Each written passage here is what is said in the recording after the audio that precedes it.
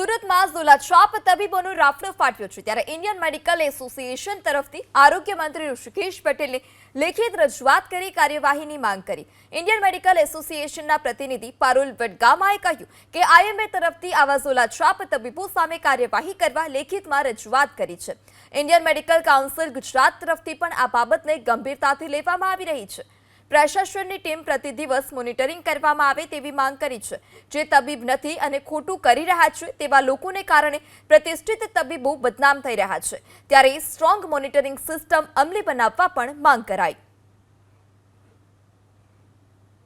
Indian medical association Gujarat બોડીએ ચોક્કસ પ્રમાણે એવું માન્યું છે, અમે લખાણ બી કર્યું છે, રજૂઆત બી કરી છે કે જલ્દીથી જલ્દી આ જે ખોટા ડૉક્ટર્સ છે કે જે ખોટી ડિગ્રીવાળા છે કે જેની ડિગ્રી એમને જે કામ કરવાનું એલાઉ નથી કરતી એવા ડૉક્ટર્સને અને જે ડિગ્રીવાળા હોવા છતાં અનએથિકલ પ્રેક્ટિસ કરે છે કે ખોટું કામ કરે છે કે ખોટા રિપોર્ટ્સ બનાવે છે કે ખોટા ઓપરેશનો કરે છે એમને તાત્કાલિક એ લોકો ઉપર એક્શન લેવાવી જોઈએ એવી રજૂઆત આઈએમએ ગુજરાત બોડીએ આપણા હેલ્થ મિનિસ્ટરશ્રીને બી કરી છે અને સરકારને બી કરી છે પ્લસ ગુજરાત મેડિકલ કાઉન્સિલે બી એની નોંધ લીધી છે કે આવા ડૉક્ટર્સ જો અનએથિકલ પ્રેક્ટિસ કરશે એમની કમ્પ્લેન આવશે તો ગુજરાત મેડિકલ કાઉન્સિલ બી સખત એક્શન લેશે।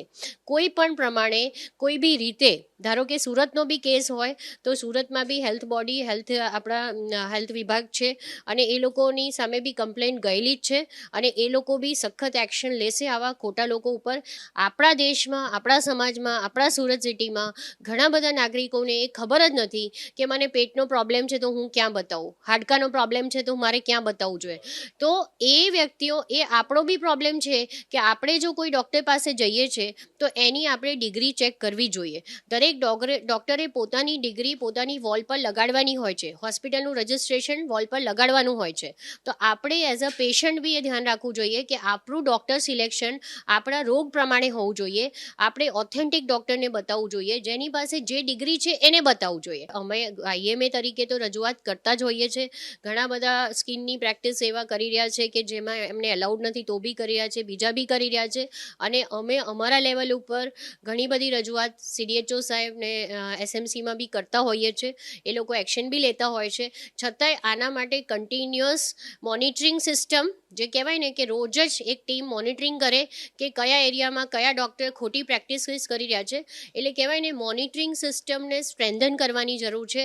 અને મોનિટરિંગ પછી શું, ધારો કે એ પકડાઈ ગયા તો એમના ઉપર સ્ટ્રિક્ટ એક્શન લેવાવું જોઈએ।